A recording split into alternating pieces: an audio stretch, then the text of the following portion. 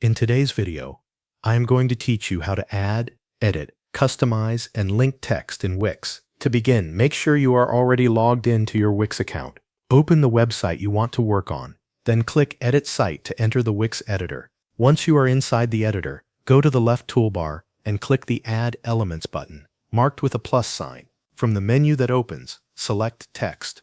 Wix will show you several text options, including headings, paragraphs, and themed text styles.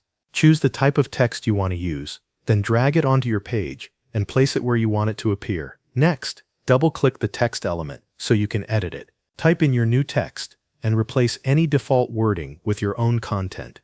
After that, if you want to change the look of the text, highlight the specific words or lines you want to format. With the text selected, use the text toolbar to customize the appearance. You can change the font, adjust the font size, choose a different color, and set the alignment. You can also apply bold, italic, or underline formatting. Depending on the editor options available, you may also be able to adjust spacing and other text settings. This allows you to match the text style to the design of your website. If you want to turn text into a clickable link, highlight the text you want to link and click the link icon in the text toolbar. Wix will then give you several linking options. You can link the text to another page on your site, an external web address, a section of the page, an anchor, a document, an email address, a phone number, or a lightbox. Select the type of link you want to use, then choose or enter the destination.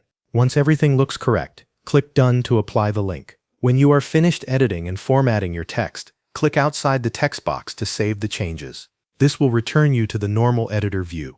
Before publishing, click Preview to test the text on your site. Check that the formatting looks right and make sure the link goes to the correct destination. If anything needs to be adjusted, return to the editor and make the changes. Once everything is ready, click Publish to make your updates live on your website. Thanks for watching. That covers everything you need to know.